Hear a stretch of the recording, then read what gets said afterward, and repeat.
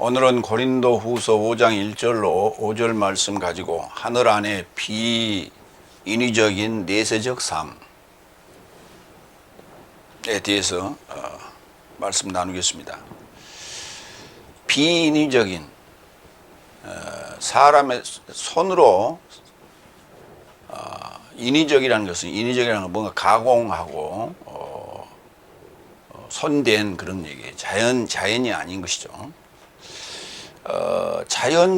자연적인 집이 있을까요? 자연적인 집이 있다면 아마 산에 자연동굴 같은 것일 수 있죠. 그런데 하늘 안에 그러한 그러니까 하늘 안에 자연스러운 자연적인 집이라 이렇게 할 수는 없잖아요. 하늘 안에 비인위적인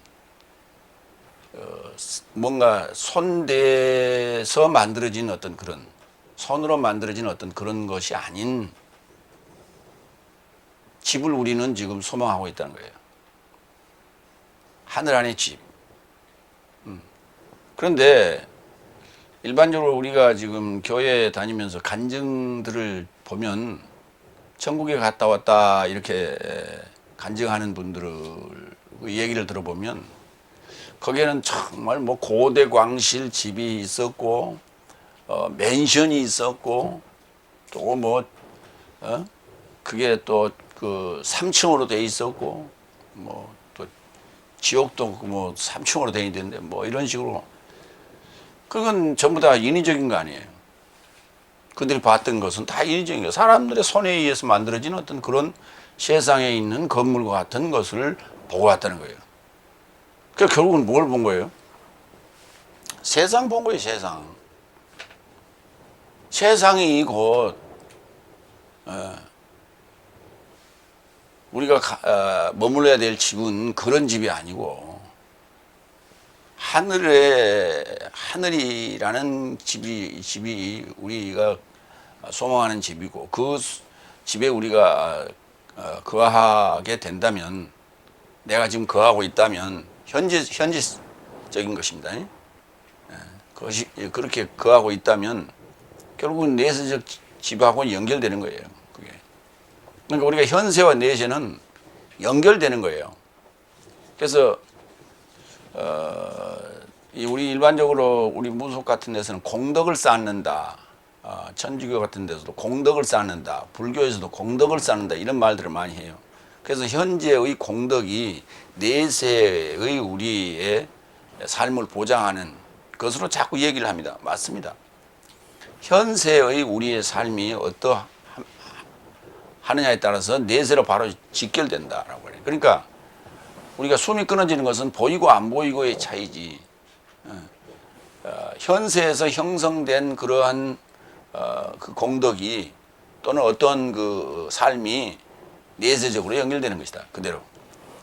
그래서 현세의 내세에 대한 우리가 궁금증을 갖고 그것을 자꾸 보려고 하거나 들으려고 하거나 하는 그런 욕망은 이해가 갑니다. 그러나 그게 아무 의미가 없다는 거예요. 그게. 왜 그러냐면 가봐야 전부 우리 지금 현세적 사고로 이해를 하는 거예요. 그리고 가시적으로도 현세적인 형태로 보여지는 거예요. 그렇기 때문에 가봐야 안 가본 것만 못하다고요. 안 먹은 것만 못해. 그래서 안 보고 믿는 것이 훨씬 더 유익하다 그랬어요. 예수님께서도. 그래서 현세에서 우리가 어떻게 살아야 될 것이냐 하는 게 굉장히 중요한 거예요. 그런데 다들 현세적 욕망, 현세에서 우리가 추구하는 세상적인 사람들의 그 기준에 의해서 우리가 자꾸 그 기준에 맞추고 있어요. 그것을 우리가 이뤄냈으면 하나님의 은혜다. 그럼 이뤄내지 못한 사람은 하나님의 은혜를 못 받은 거예요. 교회 다니면서도 가난한 사람도 있고 부자인 사람도 있어요. 잘난 사람도 있고 못난 사람도 있어요. 그러면 잘난 사람은 하나님의 은혜고 못난 사람은 하나님의 은혜가 아니에요? 그러면 은혜가 아니면 그러면 저주예요? 그래서 그 아달고 이게 어떻게 그 설정하느냐에 따라서 우리가 그 설정이라는 것은 한 편에 해당되는 거예요. 공통적인 우리가 그 공통 분모가 나와야지 한 편에 해당되는 얘기로 가지고 자꾸 그걸 간증거리를 만들어서 호도하면 반대쪽을 생각을 하는 얘기예요. 그래서 세상에서는 어쩔 수 없이 공통적인 공통분모적인 요소, 그래서 가진 자나 못 가진 자나, 있는 자나 없는 자나, 배운 자나 못 배운 자나, 잘난 자나 못난 자나 공평할 수가 없어요. 그래서 그 공평하다라고 하는 그 어떤 공통 분모를 찾아내기라는 어려운 거예요. 그것이 바로 천국인 거예요. 그것이 바로 복음인 거예요. 그래서 복음은 다 한 달란트씩 주는 거예요. 부자도 한 달란트, 잘난 사람도 한 달란트, 못난 사람도 한 달란트, 다 한 달란트 주는 거예요. 한 데나리온 주는 거예요. 한 데나리온씩 주기 때문에 공평하다는 얘기예요. 돈으로 뭐 이렇게 엽전으로 주는 그런 개념이 아니라 한 목숨이란 말이에요. 각자가. 오늘 이제 그런 개념으로 오늘 본문을 봐주시기 바랍니다. 첫 번째 대지는 고린도후서 5장 1절로 3절. 하나님에게서 나온 건물인 하늘 안에 손으로 만들지 않은 내세적인 집. 오늘 지금 조금 전에 설명한 그런 얘기예요. 먼저 첫 번째 1절. 왜냐하면 만일 내 삶에 땅에 접한 장막집이 허물어지면 하나님에게서 나온 건물인 하늘 안에 손으로 만들지 않은 내세적인 집을 내 삶이 가진다는 것을 내 삶이 알아본 것이다. 그랬어요. 자, 여기 이제 모순이, 우리가 이제 이걸 액면 그대로 볼 때 모순이 생깁니다. 땅에 접한 장막집이 허물어지면, 세상 집은 그걸 내가 여기 세상 하지 갈 때 그 집을 부시고 가지는 않지 않습니까? 그러니까 지금 땅에 세워진 건물을 얘기하는 게 아니에요. 그래서 이제 내 몸뚱아리가 이제 세상에서 하지 갈 때 이제 이렇게 되게 적용하고, 또 뭐 장례식장에 가서도 이 구절을 인용하기도 하죠. 그래서 땅에 접한 장막집이 허물어지면 하나님에게서 나온 건물인 하늘 안에 손으로 짓지 않은 내세적인 집을 우리가 가진다. 그런데 장막집이 허물어지면 그러면 죽을 때 그게 이 체인지가 된다는 얘기냐? 일반적으로 그렇게 생각하고 있죠. 우리가 세상을 하지 갈 때 우리의 집이 이미 준비되어 있어서 그것이 우리가 갈 곳이 예비되어 있다. 이런 식으로 지금 이걸 성경을 해석을 해버리고 맙니다. 그런데 땅에 접한 장막집, 이 땅이라는 단어를 우리가 이제 이해를 잘 해야 돼. 땅이라는 것은 낮은 곳을 얘기하는 거예요. 낮은 곳. 하늘은 높은 곳을 얘기하는 것이고. 그래서 우리가 살고 있다라고 하는 것은 지금 뭔가 허공을 밟고 다니는 건 아니잖아요. 뭔가 발을 딛고 다니는 거예요. 발을 디딜 수 있는 그런 곳이면은, 그런 삶이면은, 그것이 땅에 접한 것이에요. 그래서 땅적인 것, 요 세상적인 것, 땅적인 것, 어떤 그런 그 사고의 장막집이 내가 지금 살고 있는 내 자체가 장막이란 말이에요. 그러니까 첫사람 아담의 그 장막집이 허물어지면 당연히 마지막 아담의 장막집으로 옮겨가는 것이죠. 그 마지막 아담의 장막집을 뭐라고 부르냐면 하늘에서 나온 비인위적인 내세적 집이라고 그렇게 말하는 거예요.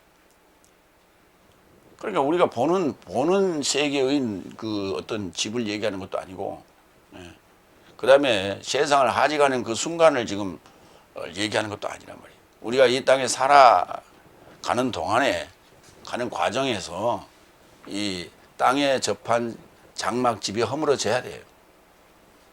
그러니까 이제 고린도후서에서는 그렇게 얘기를 하죠.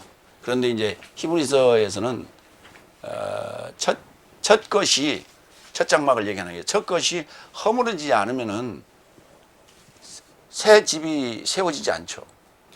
그래서 우리가 왜 그런 얘기 하죠. 두꺼보다 헌집 죽게 새집 다오. 이 얘기 굉장히 의미가 있는 그 우리의 그 참 동요예요. 그게. 그러니까 하나님에게 우리가 받아야 될 그 하늘의 내적 집을 우리가 소유하려면 첫사람 아담에 속한 그런 사고의 집을 허물어야 돼요. 첫 장막을 허물어야 돼요. 이게 뭐냐면 다섯 날까지 사고예요. 다섯 날까지 사고를 허물지 않으면은 그거 허물어진다는 얘기가 십자가 사건이에요. 그러니까 반드시 십자가를 기준으로 해서 내 옛삶이 다 허물어지고 죽이는 거다. 그렇게 일하시면 돼요. 그 허물다는 단어가 카탈리오라는 단어예요. 카탈리오. 리오가 풀다는 거예요. 응? 풀다. 견고하게 되어 있는 어떤 것을 허물어 버리는 거예요. 그러니까 아래로 그냥 쏟아지겠죠. 응? 왜 우리가 건물 같은 걸 우리가 부실 때 보면은 전부 아래로 쏟아지잖아요. 응? 부시면은 그런 개념이 이 카탈리오예요. 자, 카탈리오에 대해서 몇 군데 좀 찾아봅니다. 마태복음 5장 17절로 18절. 네 삶은 내가 법이나 예언자 삶을 폐지하러. 그때 폐지한다는 단어가 카탈리오예요. 폐지 또는 허물다는 얘기예요. 그러니까 법이나 예언자 삶을 율법이나 예언자 삶을 허물로 온 줄로 생각해서는 안 된다. 허물로 온 것이 아니요, 폐지하러 온 것이 아니요, 오히려 채우려 한다. 채우려고 왔다. 그러니까 법이나 예언자 삶은 뭔가 이 땅에 속한, 땅에 접한 요 장막집을 허물게 만드는 거예요. 그게 허물게 만들어서, 그리고 예수님께서는 그것을 채우려고 왔다는 얘기는 결국은 손으로 하지 않은 그 내적 집을 세우려고 왔다, 이런 의미로도 보는 거예요. 18절. 왜냐하면 진실로 나는 네 삶에게 말한다. 하늘과 땅이 사라지기까지 법으로부터 1.1핵이라도 모든 삶이 발생하기까지 결단코 사라지지 않는다. 자, 이 굉장히 우리가 이제 18절 보면은 하늘과 땅이 사라지기까지,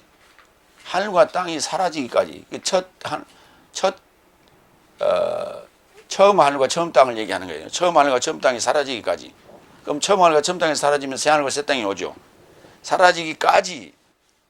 그러면 그게 여섯째 날 십자가 사건이에요. 법으로부터 1.1핵이라도 모든 삶이 발생하기까지 결단코 사라지지 않는다 그랬어요. 그러니까 구약에 구약 성경 모세오경을 필두로 해서 그 예언자 삶을 다루는 모든 그 구약 39권이 그게 우리에게는 꼭 필요하다는 거예요. 없어져서는 안 될 것이라는 거예요. 그런데 반드시 그 과정을 거쳐야 되는 내 삶의 어떤 규범이에요. 그게 과정이고. 근데 그것을 잘못 이해해 버리니까 어떻게 되냐면 신약의 어느 부분만 딱 보면 구약은 필요 없는 거예요. 그래서 율법이 죄가 돼버리고, 율법이 죄가 아니에요. 죄가 될 수가 없는 거예요. 거룩한 계명인데 어떻게 그게 죄가 됩니까? 그러니까 죄라는 개념과 법이라는 개념과 이 신약의 예수님의 오심을 이해를 못한 거예요. 그러니까 구약 필요 없어? 신약만 있으면 돼? 율법 필요 없어? 신약만 있으면 돼? 예수의 피만 있으면 되는 거예요? 구약이 없는데 어떻게 예수의 피가 있습니까? 그 구약의 과정이 있어야, 피라는 것은 구약이라는 나의 옛삶을 전제하고 있는 거예요. 그래서 그것이 전환점이에요. 옛삶에서 새 삶으로 바뀌는 전환점이라고요. 그게 바로 피세례에 해당되는 거예요. 마태복음 24장 2절.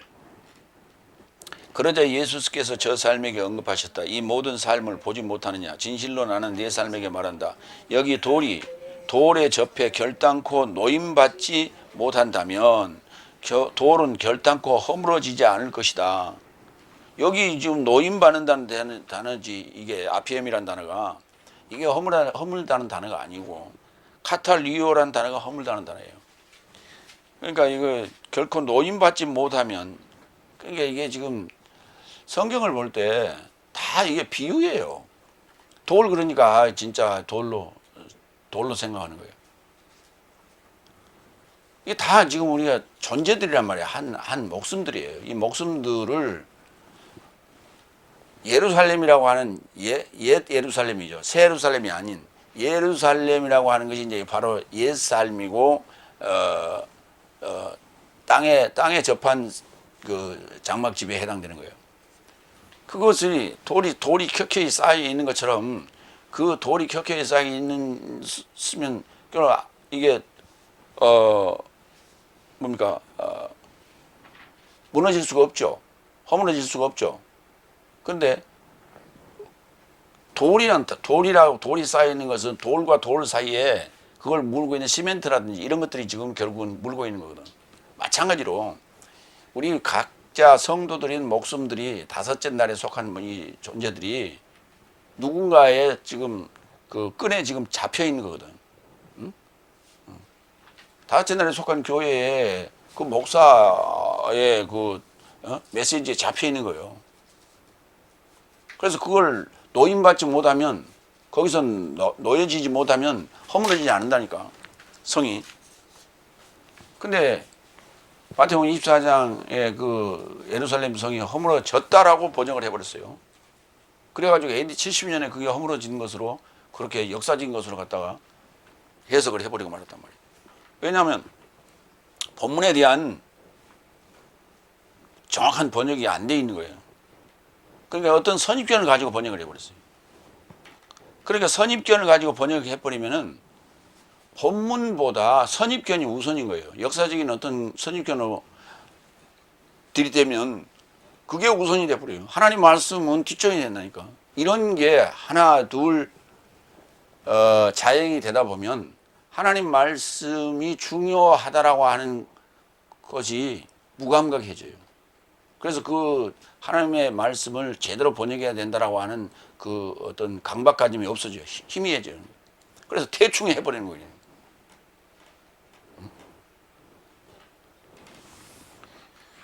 그러니까 여기 돌에 접해 있는데 결단코 노임받지 못한다면, 그렇죠. 노임받지 못한다면 돌은 결단코 허물어지지 않을 것이다. 그러면 그게 허물어지지 않으면은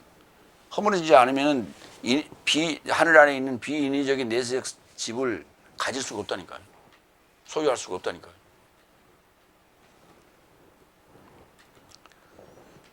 하나님에게서 나온 건물인 하늘 안에 손으로 만들지 않는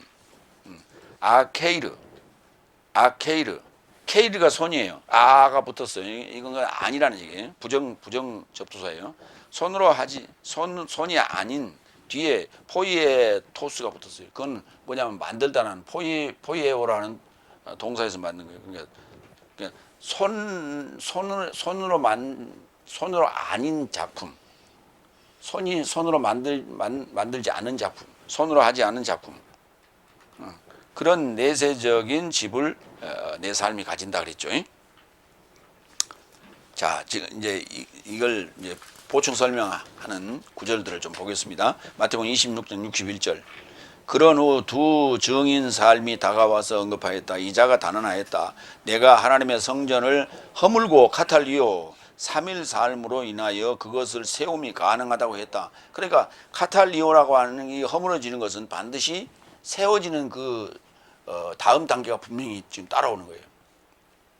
우리 이런 말이 있었죠. 우리 6.25 이후에 우리 이제 재건의 붐이 있었죠. 그때 이런 말이 있어요. 파괴는 건설의 어머니다. 이런 말이 있었어요. 파괴는 건설의 어머니다. 일단 부시고 보자. 저걸 언제 새 집을 만들지라고 걱정하지 말고 부셔야 집을 짓는 거다. 새 집을 짓는 거다. 부셔야 새 집을 짓는 거다. 그리고 우리가 신앙생활함에 있어서 다섯째 날에까지 형성된 그 종교적인 사고 방식, 이것들을 허물지 않으면은 새 언약이 들어올 자리가 없는 거예요. 새 하늘과 새 땅이 만들어질 자리가 없는 거예요. 마가복음 14장 58절. 내 삶은 손으로 만든 이 성전을 내가 헐고 새날 삶으로 인하여 손으로 만들지 않은 다른 성전을 세울 것이라고 말하는 그에게서 들었다라고 이제 누군가 이렇게 증언을 했죠. 예. 그 얘기가 아니 손으로 만든 것을 지금 이제 예루살렘 성전이라고 한번 생각을 합시다. 예루살렘 성전을 허물고 손으로 짓지 않는 그런 성전을 어떻게 세워요? 그 말이 됩니까? 그런 얘기가 아니란 말이에요. 그러니까 결국은 닷새날까지 우리에게 형성된 그 사고방식, 종교적 사고방식은 다 이게 지금 손으로 지은 거예요. 어떤 손으로? 목사라는 손으로. 그것을 성경에서는 갈라디아에서는 후견인과 청지기라고 했어요. 그 후견인과 청지기. 넷째 날부터 다섯 날까지는 하나님께서 우리를 법이라는 그 법을 가진 자들에게 위탁 교육을 시킨 거예요. 위탁 교육을 시켰어요. 그런데 그 조교들이 누구냐면 사탄의 졸개들이라니까. 사탄한테 맡겨놓은 거라니까. 그걸. 그러니까 우리가 사탄을 이해할 때 잘 이해해야 돼. 사탄은 가짜 하나님이에요. 그러니까 가짜 하나님한테 맡겨놓은 거예요. 그래서 우리가 규범을 지키는 교회의 규범을 지키는 그런 훈련을 하라고 해놓은 거예요. 왜 그러냐면 그게 규범 그대로를 보면 세상적인 거예요. 그 세상적인 규범에서 이탈시켜서 장소적인 교회라는 공간으로 이동을 시켜가지고 거기에서 너희들은 교인이다, 종교인이다 라고 하는 것으로서 교육을 시키는데 거기에 구원은 없어요. 구원은 없어요. 그런데 구원 얘기를 한단 말이에요. 구원 얘기를 해요. 어떻게 하면 구원을 얻느냐. 예수 믿으면 구원을 얻는다. 예수의 피로 구원을 얻는다. 이런 얘기는 듣는단 말이죠. 그럼 그걸 언제 실행하느냐. 글쎄 그냥 실행은 없어. 그냥 뭐만 하면 돼. 믿으면 돼. 이렇게 가르치고 있거든. 근데 성경을 자세히 보면 그냥 그렇게 그냥 믿으면 되는 게 아니라니까. 그냥 믿으면 되는 게 아니라 예수의 십자가에 동참해야 돼요. 그렇기 때문에 성경을 보는 눈이 달라져야 되는 거예요. 달라져야 되는 거예요.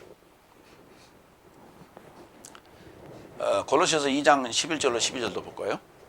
그 안에서 네 삶도 육체의 죄의 몸의 보습 안에서 손으로 하지 않은 할례를 받았으니 그리스도스의 할례 안에서다. 아니 손으로 할례를 안 하면 어떻게 할례를 우리가 할 수가 있고 받을 수가 있냐고. 그런데 그리스도스의 할례라고요. 할례라는 건 가죽을 벗기는 거래요. 가죽을 벗기는 거예요. 응? 그러니까 우리가 겉사람을 벗겨내는 얘기죠. 겉사람을 벗는 얘기예요. 그 개념이 할례의 개념이에요. 근데 그리스도스의 할례다. 네 삶이 세례 안에서 그리스도스와 함께 매장되었고, 그러니까 가죽을 벗기면 사람이 살 수가 있네. 죽지. 그래서 세례라는 게 할례 개념이 세례예요. 할례를 행한다는 게 세례의 개념이라니. 그래서 옛 삶을 벗어버리는 거예요. 그리스도스와 함께 매장되었고 그 안에서 네 삶도 죽음에서 그를 일으키신 하나님의 역사의 믿음으로 인하여 함께 일으킴을 받았다. 그러니까 죽는 거예요. 할례를 받았다, 세례 받았다 같은 말이에요. 그러니까 죽는 거예요. 그리고 그리스도스와 함께 사는 거예요. 뭘로? 믿음으로. 그걸 할례라 세례라 이렇게 얘기하는데 그 할례나 세례가 비인위적인 거라니까. 예. 보이는 형태의 할례, 표피를 베는 것이 아니고, 성경에는 그냥 그렇게 써놨죠. 실제 우리가 포경수술 하듯이 표피를 베는 것으로 한단 말이에요. 그 여자들은 어떡하라고? 말이 안 되잖아요. 응? 이게 다 남녀 구분 안 하고 지금 써놓은 얘기예요. 근데 여자들은 어떻게 해? 말이 안 되는 소리라니까.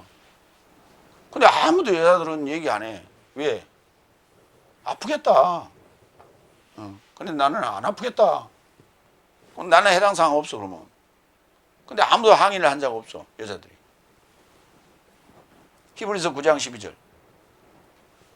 그래서 그리스도께서 기대하는 선한 삶의 대제사장으로 더 크고 손으로 짓지 아니한 완전한 장막으로 인하여 도착하였으니 이는 이 창조에 속하지 아니한 것이다. 이 창조에 속하지 않는 게 있다니까. 그게 누구예요? 그리스도스라니까. 12절. 염소와 송아지의 피로 인하지 않고 자기 피로 인하여 내세적 속량을 찾아 거룩한 삶에 이르고자 단번에 들어가셨다. 예수님의 피는 빨갰을까 하였을까? 그런 얘기가 아니란 말이에요. 결국은 피 얘기가 나오는 건 죽었다는 얘기예요. 죽음을 통해서 거룩한 삶에 이르고자 단번에 들어간 거예요. 피는 결국은 속된 거예요. 속된 것을 벗었다는 얘기예요. 죽었다는 얘기, 옷을 벗었다는 얘기, 껍데기를 벗겼다는 얘기, 이런 것들이 다 우리가 다섯 날까지의 그 옛 삶을 벗는 걸 얘기하는 거예요. 옛 장막을 벗는 걸 얘기하는 거예요. 그래서 거룩한 삶으로 들어가기 위해서는 옛 것을 벗어내야 돼. 왜? 그거는 부정적인 요소들이고 그 정하지 못한 것들, 죄에 속한 요소들이기 때문에. 근데 그걸 스스로 할 수가 없잖아요, 우리가. 그래서 주님이 오셔서 나와 함께 하는 거예요. 근데 그거를 가시적으로 하는 게 아니라니까. 우리 안에서 이루어지는 비밀스러운 일이라고. 내 안에서 이루어지는 비밀스러운 거예요. 그렇기 때문에 그것을 우리가 믿음이라고라는 단어로 쓰는데, 그게 뭐냐면 내가 의식적으로, 지식적으로, 의식적으로 내 안에서 그렇게 이루어질 것으로 믿는 거예요. 그게 믿음이라는 거예요. 두 번째로 갑니다. 2절.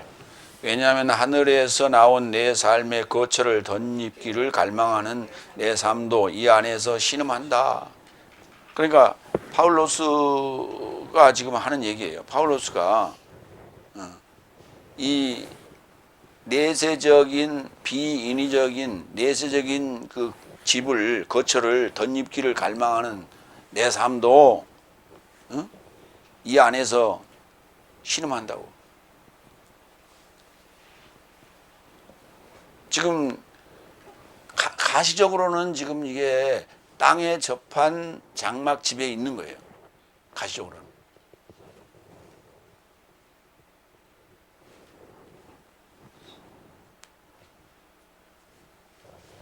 그래서 지금 이제 가시적인 얘기와 그 다음에 영적인 얘기를 지금 같이 해 나가는 거예요. 그래서 2절에서는 지금 내 삶의 거처를 덧입기를 갈망하는 내 삶도 이 안에서라는 게 뭐예요? 가시적인 땅에 접한 장막집에 지금 있다. 지금. 그래서 이 안에서 신음한다 그랬어요. 로마서 8장 22절로 23절 볼까요? 왜냐하면 창조물 모두가 이제까지 공동 신음하며, 그렇죠? 공동 고통하는 것을 내 삶이 알아본 것이다. 그래서 뿐만 아니라 오히려 영의 첫 열매를 가진 저 삶과 내 삶도 자신 삶 안에서 내 삶의 몸의 구속인 아들 명분을 간절히 기다리며 신음한다. 여기 이제 정확하게 그 로마서 8장 23절에 그 상황을 설명했어요. 파울로스가 일곱째 날을 살면서도 그러면 일곱째 날을 산다는 얘기는 이미 지금 땅에 접한 장막집이 벗어진 거예요. 그런데 실제로는 벗어졌으면 좀 훌훌 날아갔으면 좋겠는데 아직도 지금 실제적으로는 땅에 발을 디디고 다니잖아요. 그래서 이 상황을 지금 설명하는데 그 상황에서 여러 가지 지금 환난과 고통과 그런 것들을 겪잖아요. 그러면서 신음한다 그렇게 얘기했어요. 스테나조 그랬어요. 야고보서 5장 9절. 형제 살며 서로 삶에 대하여 신음하지 말라. 그런데 이걸 이제 원망하지 말라라고 번역했죠. 신음하지 말라. 서로 신음하면 서로 신음한다는 얘기는 무슨 말이에요? 우리가 우리 손뼉이 마주쳐야 소리가 난다고 그러죠.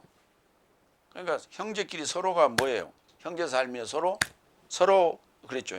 서로 부딪히고 싸우면 시기하고 뭐 하면 그게 이제 땅에 속한 그런 그 행위들이죠. 그거 하면은 어때요? 괴롭죠. 신음하죠. 그래서 형제 서로 둘이 싸우고 다툼이 있으면은 기도할 때 뭐라 그래? 주여 저놈 좀 잡아가세요. 속으로는 그럴 거 아니에요. 그러면서 신음하는 거예요. 지금 그거 하지 말라는 거예요. 정죄받지 않게 하려 합니다. 왜냐하면 그거 바로 뒤에 나오잖아. 저놈 좀 잡아가세요. 그러면 어떻게 정죄 받게 되죠.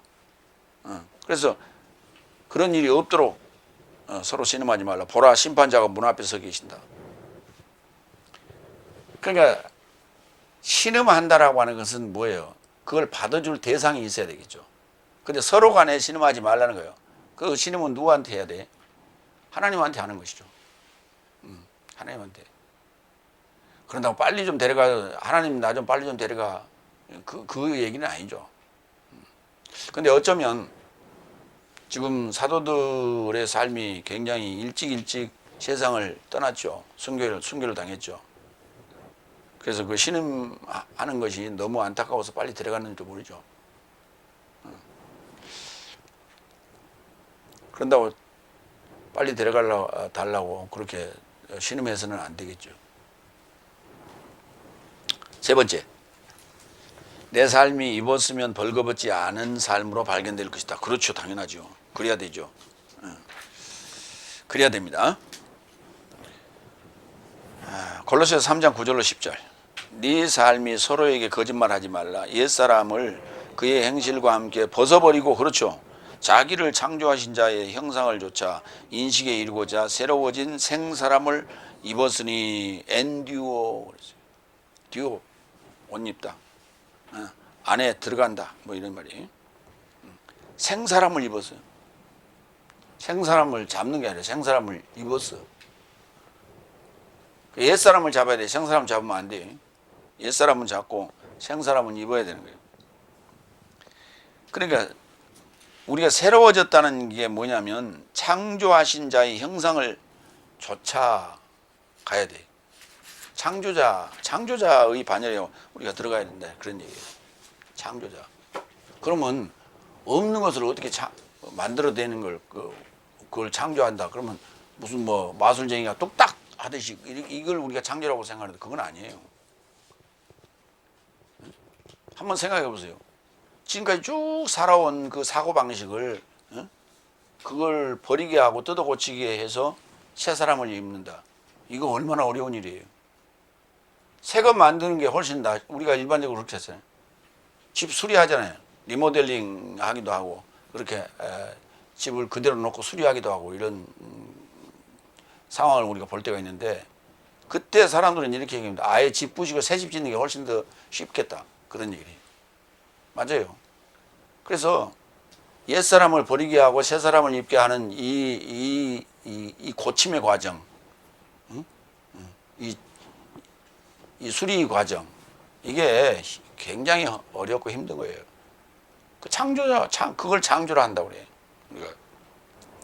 계시록 16장 15절. 보라 나는 도적같이 온다. 깨어있는 자와 그의 옷 삶을 지키는 자는 행복하다. 이는 벌거벗고 활보하지 못하게 하려 하며 그의 부끄러움을 저 삶이 보지 못하게 하려 합니다. 입었다 새로운 생사람을 입었다라는 얘기는 무슨 말을 얘기하는 거예요? 벌거벗었다는 것은 부끄러운 것이에요. 부끄러운 거예요. 그래서 왜 벌거벗은 임금님이란 그 동화책 이야기도 있죠. 자기는 그걸 지금 입었다고 생각하고 안 보인다고 생각하고 지금 그 거리를 활보했어요. 행차를 했어요. 그러니까 우리가 지금 하나님이 안 보이니까 내가 하는 일이 하나님이 나를 안 보고 있다고 생각하는 거예요. 그러니까 범죄를 저지르는 거예요. 다른 거 아니에요. 보고 있다면 그런 짓을 안 하죠. 사람들이 보더라도 그 짓은 안 합니다. 근데 점점 그것이 감각이 무뎌지기 시작하면 사람들이 볼 때는 해요. 하나님이 보는데도 지금 하고 있어. 근데 하나님이 본다고 생각하지 않아요. 그게 문제지. 두 번째로 갑니다. 고린도후서 4장 4절로 5절. 벗기를 원하는 것이 아니요 오히려 덧입기를 원하는 것이다. 그러니까 땅에 접한 장막집이 무너지는 것은 덧입기를 원하는 것이지, 그 벗어버리고 그냥 훌훌 이 세상을 하직하는 그런 얘기가 아니라는 거예요. 그러니까 이제 여기서 우리가 유추해낼 수 있는 것은 자살하면 안 된다는 얘기예요. 자살하면 그 유족들을 위해서 뭐 위로의 말로 해준다고 얘기하면서 그 짐을 너무 감당하기 힘들어서 벗고 지금 하나님이 원하시는 그 집으로 갔다 뭐 이렇게 위로의 말로 얘기하지만 사실은 그게 아닌 거예요. 그게 왜 짐이 무거워요? 당연히 인간적으로 보면 무겁지. 그러나 그 짐을 하나님은 뭐라고 했어요? 자기에게 맡기라고 했잖아요. 하나님께 맡기라. 맡긴다는 건 뭐냐면 이런 거예요.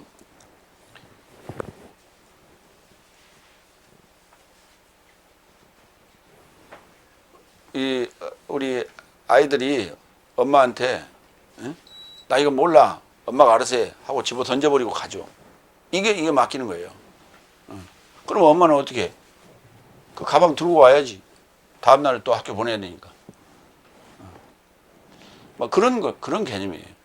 그러니까 짐이 무거우면은 하나님께 던져버리고 투정도 부리고 그렇게 하는 것이 그 맞는 것이지.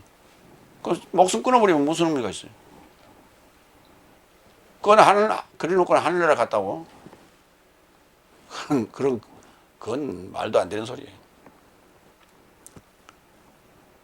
그래서 그 자살하는 자들에 대한 어떤 그 행위를 정당화하지 마라, 절대. 네 번째, 4절. 왜냐하면 장막 안에 있는 내 삶도 힘겨워서 신음한다. 벗기를 원하는 것이 아니요 오히려 덧입기를 원하는 까닭에 죽을 것이 생명에 의해 꿀꺽 삼키게 하려 합니다. 그렇죠. 생명에 의해 삼키는 거예요. 죽을 것이 생명에게 삼키는 거예요.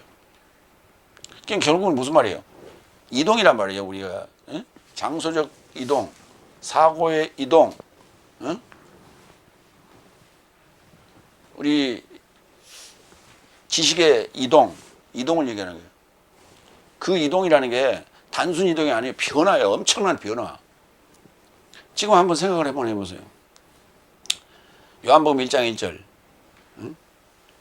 시작 안에 말씀이 미완료로 있었는데 그 말씀이 하나님을 향하여 미완료로 있었다고. 그래서 그 말씀이 미완료 하나님이었다고. 그럼 완료가 되면 하나님이 된다는 얘기예요. 우리가 말씀을 받았다고 그러잖아요. 뭘 받은 거야? 하나님을 받은 거라니까. 그 말씀이 자라서 완료가 되면 하나님이 된다니까. 그러니까 지금까지 우리가 다섯 날까지의 교회에서 들었던 그런 성경 해석이나 교리적인 차원하고는 전혀 다른 차원이라니까. 그러니까 우리의 사고가, 이 인식이 확 바뀌는 거예요. 전혀 바뀌는 거예요. 그게. 그러니까 천지가 개벽하는 거예요. 정말 말 그대로. 그렇게 바뀌지 않으면 안 된다니까. 흐리멍텅하게 물 흘러가듯이 이렇게 전환되는 게 아니에요. 이쪽 그릇이 저쪽 그릇으로 바뀌는 게 아니에요. 완전 탈바꿈이에요. 이 세계와 저 세계는 다 다른 세계라니까. 그래서 우리 사고가 달라져야 돼. 자, 고린도전서 15장 53절 54절 볼까요? 이 썩을 것이 불멸을 입음이 마땅하다. 이 죽을 것이 불사를 입음이 마땅하다. 언제고 이 썩을 것이 불멸을 입고 이 죽을 것이 불사를 입는다. 사망이 이김에 이르고자 삼켜질 것이다.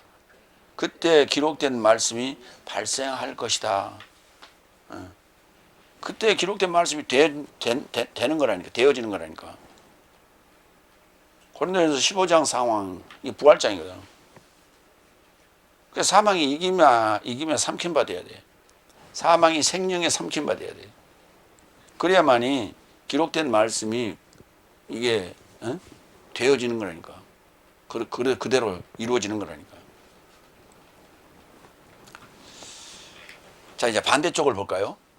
그러니까 사망이 이 생명에 삼킴받아야 되는데 그렇지 않는 상황을 보자고. 마태복음 23장 23절로 24절.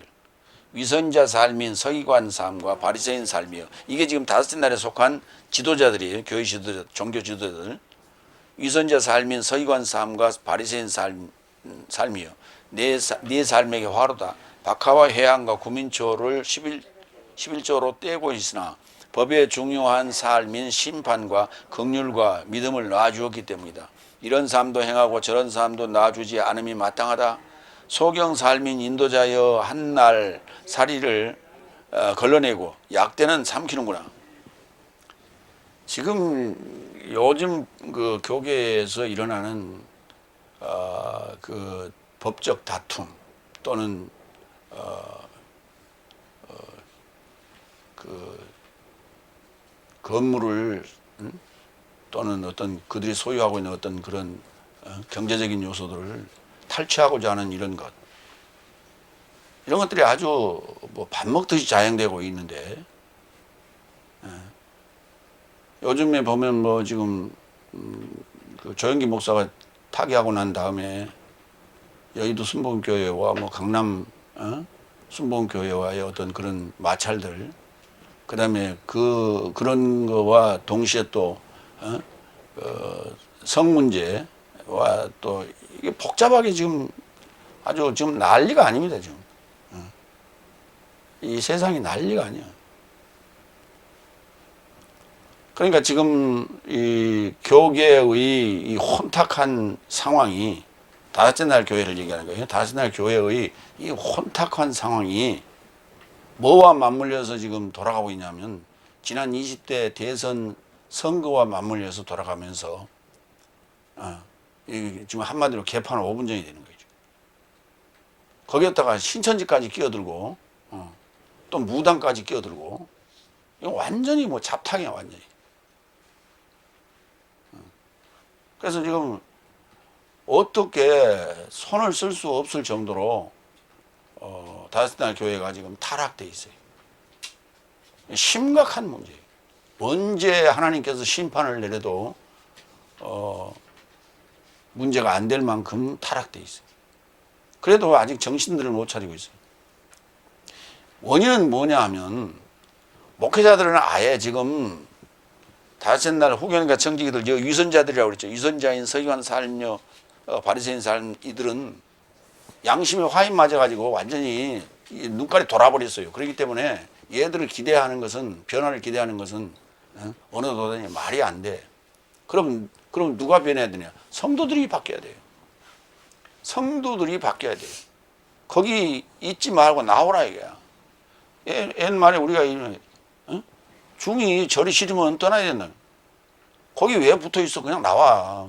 지금까지 한 헌금이 무슨 미련이 있다고 거기 있어. 그냥 내버리고 나오라니까. 근데 안 나와. 그러니까 안 나오니까, 안 나가니까 마음 놓고 그런 나쁜 짓들을 저지르고 있는 거예요. 그래서 여기 한날 살이는 걸러내고 소경 삶이 인도자예요. 소경들이라니까. 귀머거리들이라니까. 약대는 삼키는구나. 하여튼 돈만 보면 그냥 환장을 해요. 환장을.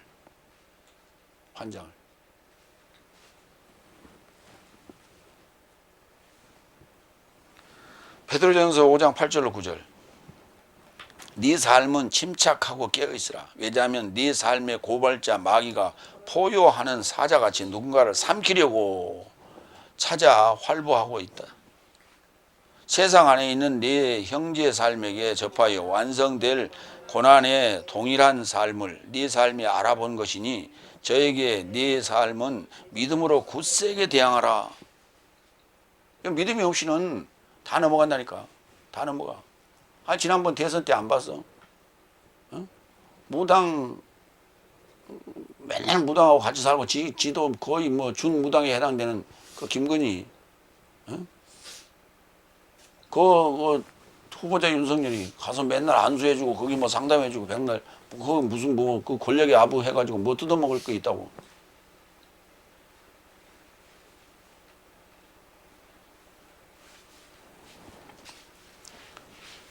정치에 그렇게 손대는 국민의 입장으로 한 표의 입장으로서 상황은 어쩔 수 없지만 지도자라는 사람들이 그렇게 정치에 아부하고 거기에 줄을 대는 그런 행동들은 하면 안 돼요.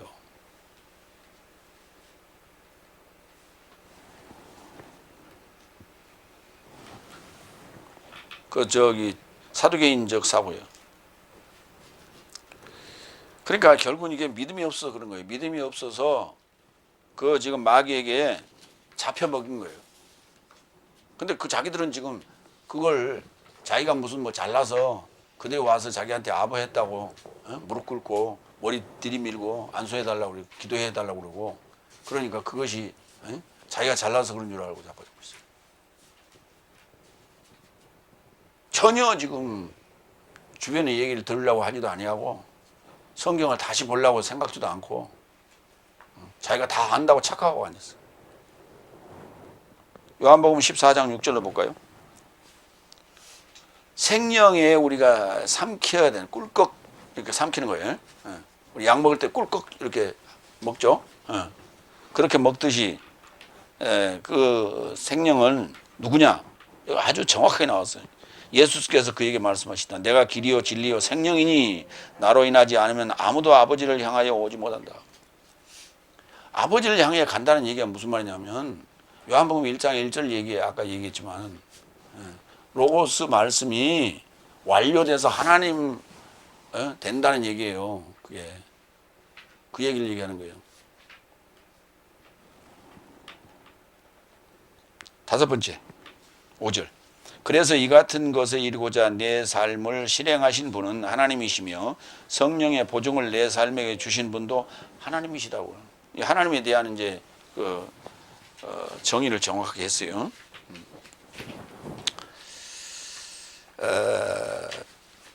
여기 이제 실행하다는 단어 또는 저지르다는 단어 같은 단어입니다. 카테르가조마이. 에르가조마이가 이제 일하다, 열심히 하다 이런 단어인데 그 앞에 카타가 붙었어요. 그래서 저지르다 또는 실행하다 이런 단어예요. 로마서 7장 8절. 그러나 죄가 계명으로 인하여 기회를 취하여 내 안에서 모든 욕망을 카테르가조마이 저질렀다고요. 그러니까 저쪽 사탄 마귀 쪽에는 저지르다 이렇게 얘기하고 이쪽에 성도의 입장에서는 우리가 실행하다 이렇게 보면 되겠어요.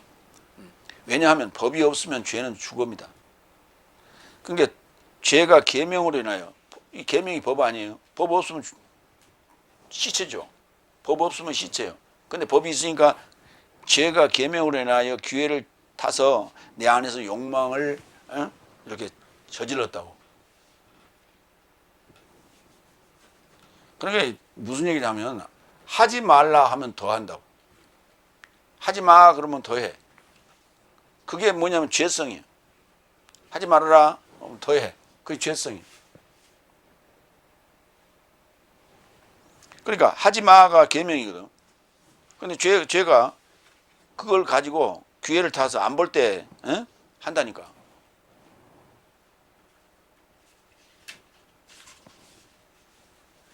그러니까 해야 될 것을 실행하도록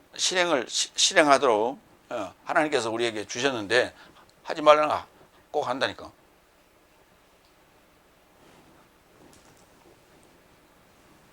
그러니까 하지 말라는 걸 하면 안 돼. 하란 걸 해야 돼. 그렇죠? 응? 그러니까 하지 말라는 걸 하는 것도 카테르가조마이고 하라는 걸 하는 것도 카테르가조마이에요. 그러니까 하라는 걸 하고 하지 말라는 걸 안 해야 되는 거예요. 로마서 7장 13절. 그런즉 선한 것이 나에게 사망이 발생한 것인가? 그것이 발생하지 않기를 바란다. 오히려 죄가 죄로 드러나게 하려고 선한 것으로 인하여 나에게 사망을 실행했으니 이는 죄가 계명으로 인하여 탁월함을 조차 죄인이 발생하게 하려 합니다. 결국은 무슨 말이냐면 하지 마라 이걸 지금 해놓은 건 뭐, 그러니까 다시 한번 쉽게 얘기해봐. 빨간불이 켜지면 가지 마세요라고 이제 법을 정해놨잖아요. 그런데 간단 말이지. 응? 응. 가면 그걸 어떻게 해요? 카메라가 탁 찍거나 아니면 경찰이 교통경찰이 잡는단 말이에요. 그러면 그 사람은 뭘 받아? 벌금 물죠. 응? 과태료예요, 벌금이요. 과태료 벌금, 과태료보다는 좀 센 게 벌금인데. 그러면 이제 그 리스트에 올라가는 거예요. 죄인 되는 거예요. 그렇게. 하지 말라는 것은, 하지 말라라고 하는 것은 죄인 만들기 위한 거예요. 다시 말해서 과태료나 벌금 물리기 위한 거라니까. 감옥에 집어넣기 위한 거예요. 하지 말라 하는 거는. 하라는 거는. 그래 해도 그만 안 해도 그만이에요. 할 수도 있고 안 할 수도 있어요.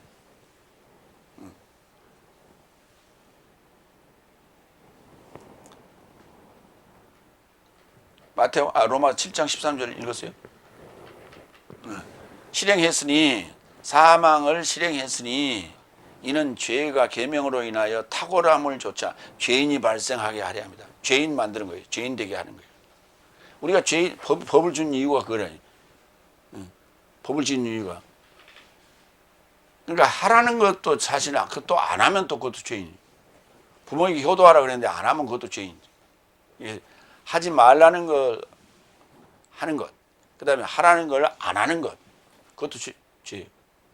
그래서 죄인 만드는 게. 그러니까 우리에게 계명을 주거나 율법을 준 거는 뭐냐면 죄인 만들기 위한 거예요. 죄인. 그래서 내가 죄인을 알아야 아하 내가 죄인이 될 수밖에 없구나. 내가 죄인 되는 것을 알아야 주님의 은혜를 우리가 주님의 우리가 오심을 필요로 하는 거예요. 주님은 누구예요? 구원자 아니에요. 내가 죄인 되어 있어야 구원자가 필요한 거지. 죄인이 안 돼 있는데 구원자가 예수님이 왜 필요해? 근데 주님이 언제 오느냐? 도적같이 오신다고. 근데 주님이 오시기 전에 벌써 지식으로 다 알고 자기는 의인 다 되어버렸어. 근데 주님이 뭐하러 오셔? 그러니까 내가 종종 물어보는 거예요. 예수님이 나보다 먼저 나셨냐? 나 후에 나셨냐? 한번 대답해봐. 여러분 한번 대답해봐. 주님이 나보다 먼저 오셨어? 나보다 나중 오셨어? 응? 역사적으로는 나보다 먼저 왔지. 그러면 역사적으로 나보다 먼저 왔으니까 내가 나중에 태어났으니까 예수님이 구원자야 아니요? 나에게 필요해 안 해? 응? 내가 죄인 되었을 때 예수님이 오셔야 나를 구원해 주지. 그러면 예수님은 나보다 나중에 와야 맞지. 이게 역사적으로 보느냐 실제적으로 보느냐의 차이예요. 예. 로마서 7장 15절 17절. 내가 실행하는 것을 내가 알지 못한다.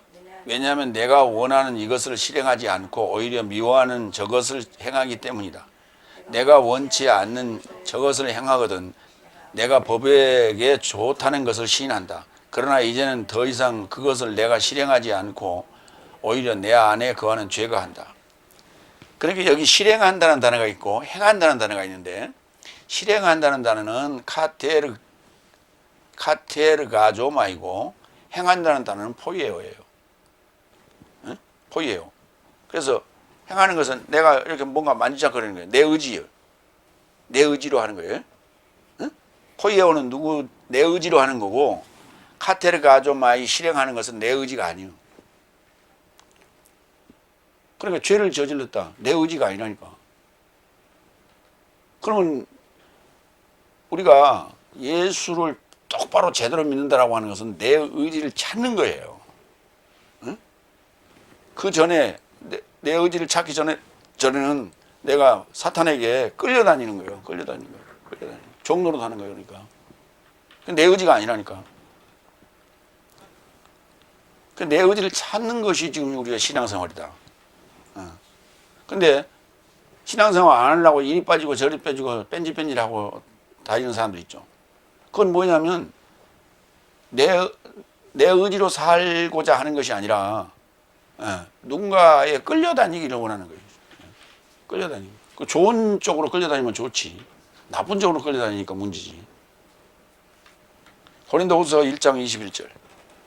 그래서 내 삶을 네 삶과 함께 그리스도스에 이르고자 확고하게 하시는 분과 내 삶을 기름 부으신 분은 하나님이시다. 그렇죠. 내 삶을 인치신 분도 내 삶의 마음 안에 성령의 보증을 주신 분도 하나님이셔. 그렇죠. 그러니까 나를 구원하셨다라고 나를 구원했습니다라고 하는 그 표가 뭐냐면 그 보증서가 뭐냐면 성령 주시는 거예요. 그러니까 우리가 성령을 받아야 돼. 내가 구원을 받았습니다라고 하는 그 보증서를 내놔봐라. 성령 받아야 돼. 그럼 성령 받았을 때 어떤 것으로 성령 받았다라고 하는 것을 내놓을 수 있어요. 다섯째 날까지의 지금 우리가 교리 성경 해석과 교리적인 차원에 머물러 있다면 어떠한 능력을 가지고 있다 하더라도 방언의 능력, 통역의 은사, 그 다음에 사람을 고치는 그런 치유의 은사, 신유의 은사, 뭐 별걸 다 가지고 있다 하더라도 그건 성령 받는 게 아니라니까. 그건 성령 체험한 거예요. 성령 받았다라고 하는 것과 성령을 체험했다고 하는 건 천황지간이에요. 하늘과 땅 차이예요. 그러면은 성령을 받았다라고 하는, 성령을 보증으로 받았다라고 하는 것은 뭐냐? 성령이 뭐냐? 증언하는 거예요. 성령이 뭐냐? 증언하는 거예요. 뭘 증언해? 진리를 증언하는 거예요. 거짓말하는 게 아니라 진리를 증언하는 거니까. 그러니까 요한복음 1장 1절을 지금까지 성경이 개혁 성경이나 지금 개정개혁에 있는 그대로 얘기하고 있다면 그건 전부 거짓말쟁이라니까. 그건 진리가 아니라니까. 비진리라니까. 그건 성령 받은 자가 아니라니까. 그 성경을 지금 번역 성경 가지고 그것이 옳다고 주장하고 있으면 아직 성령 받은 자가 아니라니까.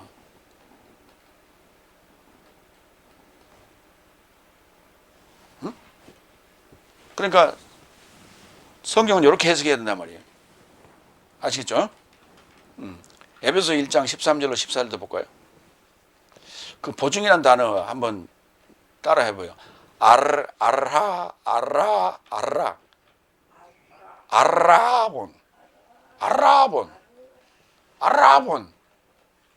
아라 할 때 좀 올려야 그게 감기식이 돼. 다 같이 한번 따라해봐요. 아라본. 안 해? 따라하니까. 아라본. 에베소 1장 13절로 14절. 네 삶도 그리스도스 안에서 진리의 말씀을 듣고 네 삶의 구원의 복음을 듣고 그 안에서 네 삶도 믿어 연통의 성령으로 인침을 받았으니 반드시 여기 지금 뭐예요? 연통의 성령이어야 된다니까. 성령이 아까 뭐라 했어? 증언하는 거라 했죠. 응? 뭘 증언하는 거야? 연통을 증언해야 돼. 일곱째 날이 개념이 없이 백날 구약은 뭐 이스라엘 역사고 예수님은 2000년 전에 오셨고 맨날 그런 얘기하고 있다면 그건 연통의 성령으로 인침받은 게 아니라니까. 성령 받은 게 아니요. 그거는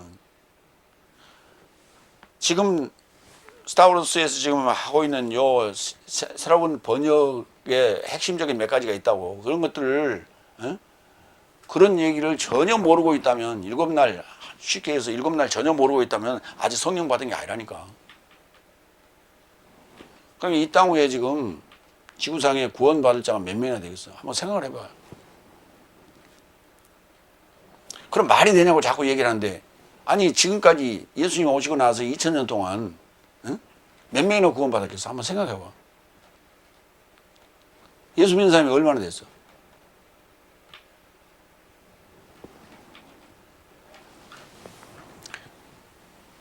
그리고 예수님 오시기 전에 수많은 사람들이 살았잖아요. 그 사람들이 예수님 못 만나고 왔잖아요. 근데 그 사람들 구원이 있어? 없지. 그러니까 구원 받는다라고 하는 것은 정말 이거는 선택받은 선택 중에 선택이에요.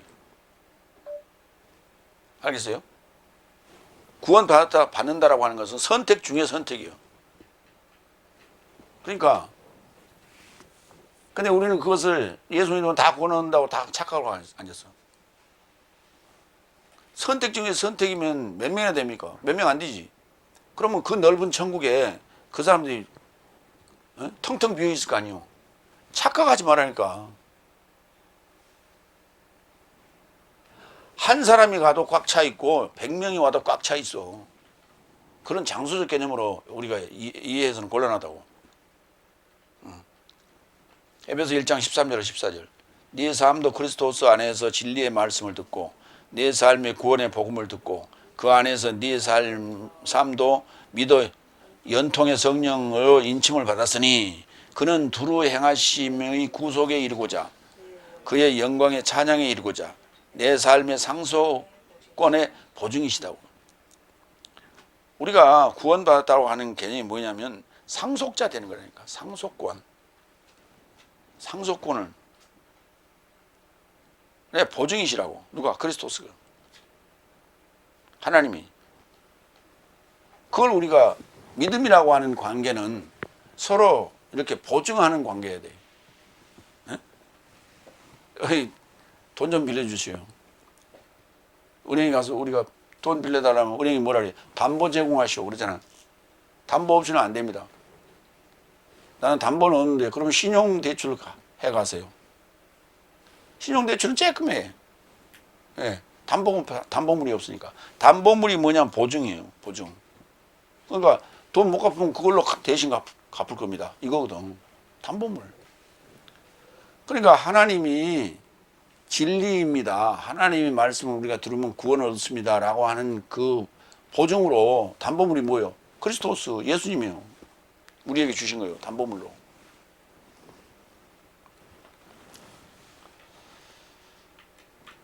결국은 뭐냐면 우리가 땅에 접한 장막집을 허물어라. 그러면 내세적 손으로 짓지 아니한 비인위적인 내세적 집을 가지게 된다. 이 구원을 얘기하는 거거든요. 예. 그거에 대한 보증으로 그리스도스를 주셨고 그 주체는 하나님이시다라고 하는 얘기를 지금 하는 거예요. 마무리합니다. 땅에 접한 장막집이 무너지면 죽으면이 아니라 옛삶이 허물어지면 하늘에 속한 손으로 하지 아니한 곧 비인위적인 집을 갖게 된다라는 뜻이다. 즉 벗기 위함이 아닌 입기 위함이다. 사망이 생명의 삼킴바 된다. 이를 친히 실행하시고 성령을 보증으로 주시는 분이 하나님이시다. 기도하겠습니다.